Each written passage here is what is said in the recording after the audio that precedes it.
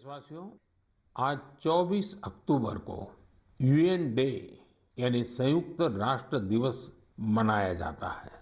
ये वो दिन है जब संयुक्त राष्ट्र का गठन हुआ था। संयुक्त राष्ट्र की स्थापना के समय से ही भारत इससे जुड़ा रहा है। क्या आप जानते हैं कि भारत ने आजादी से पहले 1945 में ही संयुक्त राष्ट्र के चार्टर पर हस्ताक्षर किए थे। संयुक्त राष्ट्र से जुड़ा एक अनोखा पहलू ये है कि संयुक्त राष्ट्र का प्रभाव और उसकी शक्ति बढ़ाने में भारत की नारी शक्ति ने बड़ी भूमिका निभाई है। 1947-48 में जब यूएन ह्यूमन राइट्स का यूनिवर्सल डिक्लेरेशन तैयार हो रहा था, तो उस डिक्लेरेशन में लिखा जा रहा था, all man are created equal. लेकिन भारत के एक डेलीगेट ने इस पर आपत्ति जताई और फिर यूनिवर्सल डिक्लेरेशन में लिखा गया, all human beings are created equal. ये बात जेंडर इक्वलिटी की भारत की सदियों पुरानी परंपरा के अनुरूप थी। क्या आप जानते हैं कि श्रीमती हंसा मेहता वो डेलीगेट थी जिनकी वजह से ये संभव हो पाया। उसी दौरान एक अन्य डेलीगेट श्रीमती लक्ष्मी मेनन ने जेंडर इक्वलिटी के मुद्दे पर जोरदार तरीके से अपनी बात रखी थी।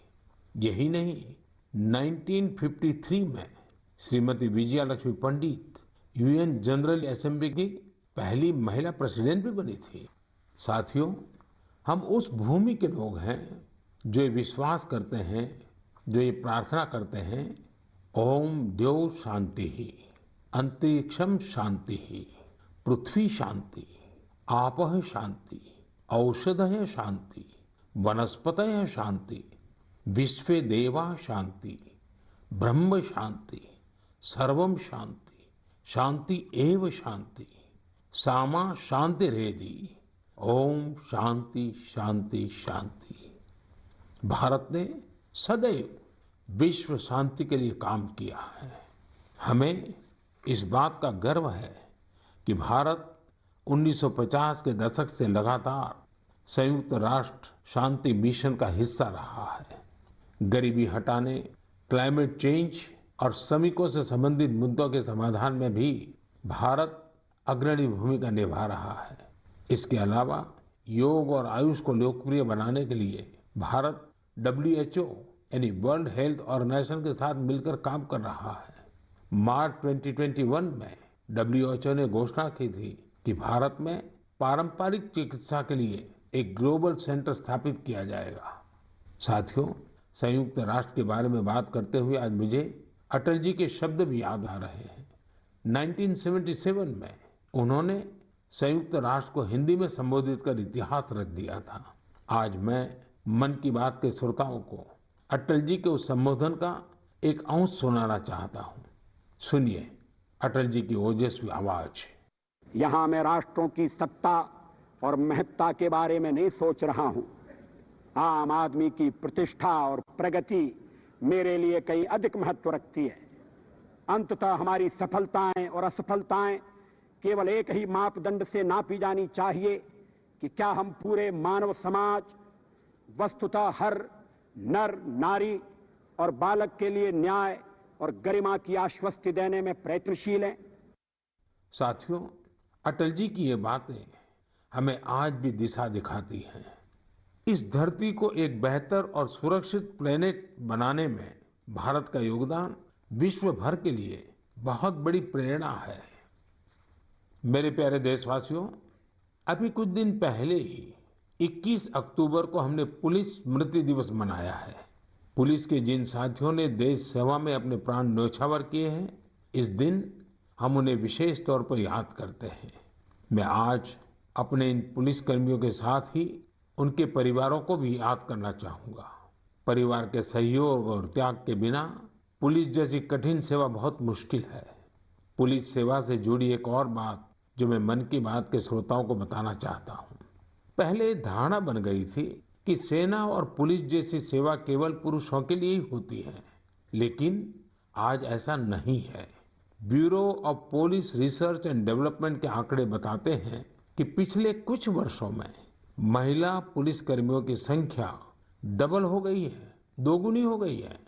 2014 में जहां इनकी संख्या 1,05,000 के करीब थी, वहीं 2020 तक इसमें 2 गुने से भी ज्यादा की बढ़ोतरी हुई है और ये संख्या अब 2,15,000 तक पहुंच गई है।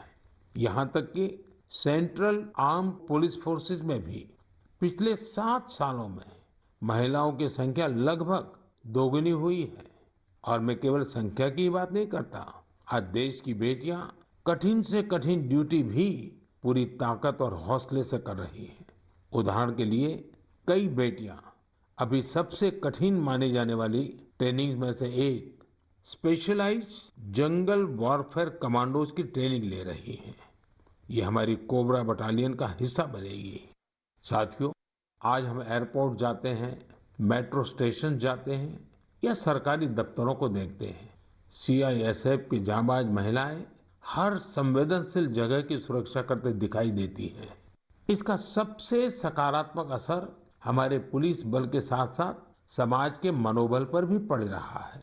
महिला सुरक्षा कर्मियों की मौजूदगी से लोगों में, विशेषकर महिलाओं में, सहज ही एक विश्वास पैदा होता है। वे उनसे स्वाभाविक रूप से खुद को जुड़ा महसूस करती हैं। महिलाओं की संवेदनशीलता की वजह से भी लोग उन पर ज्यादा भरोसा करते हैं। हमारी ये महिला पुलिसकर्मी देश की लाखों और बेटियों के लिए भी रोल मॉडल बन रही है। मैं महिला पुलिसकर्मियों से अनुरोध करना चाहूंगा कि वे स्कूलों के खुलने के बाद अपने क्षेत्रों के स्कूलों में विजिट करें, वहां बच्चियों से बात करें। मुझे विश्वास है कि इस बातचीत से हमारी नई पीढ़ी को एक नई दिशा मिलेगी। यही नहीं, इससे पुलिस पर जनता का विश्वास भी बढ़ेगा। मैं आशा करता हूं कि आगे और भी ज्यादा संख्या में महिलाएं पुलिस सेवा में शामिल होगी, हमारे देश की न्यू एज पॉलिसिंग को लीड करेगी। मेरे प्यारे देशवासियों, बीते कुछ वर्षों में हमारे देश में आधुनिक टेक्नोलॉजी का इस्तेमाल जिस तेजी से बढ़ा है, उस पर अक्सर मुझे मन की बात के श्रोता अपनी बातें लिखते रहते हैं। आज मैं ऐसे ही एक विषय की चर्चा आपसे करना चाहता हूं, जो हमारे देश, विशेषकर हमारे युवाओं और छोटे छोटे बच्चों तक की कल्पनाओं में छाया हुआ है। ये विषय है ड्रोन का, ड्रोन टेक्नोलॉजी का। कुछ साल पहले तक जब कहीं ड्रोन का नाम आता था तो लोगों के मन में पहला भाव क्या आता था? सेना का, हथियारों का, युद्ध का। लेकिन आज हमारे यहाँ कोई शादी बारात या फंक्शन होता है तो हम ड्रोन से फोटो और वीडियो बनाते हुए देखते हैं। ड्रोन का दायरा, उसकी ताकत सिर्फ इतनी ही नहीं है। भारत दुनिया के उन पहले देशों में से है जो ड्रोन की मदद से अपने गांव में जमीन के डिजिटल रिकॉर्ड तैयार कर रहा है। भारत ड्रोन का इस्तेमाल ट्रांसपोर्टेशन के लिए करने पर बहुत व्यापक तरीके से काम कर रहा है। चाहे गांव में खेतीबाड़ी हो या घर पर सामान की डिलीवरी हो, आपातकाल में मदद पहुंचानी हो या कानून व्यवस्था की निगरानी हो, बहुत समय नहीं है जब हम देखेंगे कि ड्रोन हमारी इन सब जरूरतों के लिए तैनात होंगे। इनमें से ज्यादातर की तो शुरुआत भी हो चुकी है। जैसे कुछ दिन पहले गुजरात के भावनगर में ड्रोन के जरिए खेतों में नैनो यूरिया का छिड़काव किया गया। कोविड वैक्सीन अभियान में भी ड्रोन्स अपनी भूमिका निभा रहे हैं। इसकी एक तस्वीर हमें मणिपुर में देखने को मिली थी, जहां एक द्वीप पर ड्रोन से वैक्सीन पहुंचाई गई। तेलंगाना भी ड्रोन से वैक्सीन डिलीवरी के लिए ट्रायल्स कर चुका है। यही नहीं, अब इंफ्रास्ट्रक्चर के कई बड़े प्रोजेक्ट्स की निगरानी के लिए भी ड्रोन का इस्तेमाल हो रहा है। मैंने एक ऐसे यंग स्टूडेंट के बारे में पढ़ा है जिसने अपने ड्रोन की मदद से मछुआरों का जीवन बचाने का काम किया। साथियों, पहले इस सेक्टर में इतने नियम, कानून और प्रतिबंध लगाकर रखे गए थे कि ड्रोन की असली क्षमता का इस्तेमाल भी संभव नहीं था। जिस टेक्नोलॉजी को अवसर के तौर पर देखा जाना चाहिए था, उसे संकट के तौर पर देखा गया। अगर आपको किसी भी काम के लिए ड्रोन उड़ाना है तो लाइसेंस और परमिशन का इतना झंझट होता था कि लोग ड्रोन के नाम से ही तौबा कर लेते थे। हमने तय किया कि इस माइंडसेट को बदला जाए और नए ट्रेंड्स को अपनाया जाए। इसलिए इस साल 25 अगस्त को देश एक नई ड्रोन नीति लेकर आया। ये नीति ड्रोन से जुड़े वर्तमान और भविष्य की संभावनाओं के हिसाब से बनाई गई है। इसमें अब न बहुत सारे फॉर्म्स के चक्कर में पड़ना होगा, न ही पहले जितनी फीस देनी पड़ेगी। मुझे आपको बताते हुए खुशी हो रही है कि नई ड्रोन पॉलिसी आने के बाद कई ड्रोन स्टार्टअप्स में विदेशी और देशी निवेशकों ने निवेश किया है। कई कंपनियां मैन्युफैक्चरिंग यूनिट्स भी लगा रही हैं। आर्मी, नेवी और एयरफोर्स ने भारतीय ड्रोन कंपनियों को 500 करोड़ रुपए से ज्यादा के ऑर्डर भी दिए हैं। और ये तो अभी शुरुआत है। हमें यहीं नहीं रुकना है।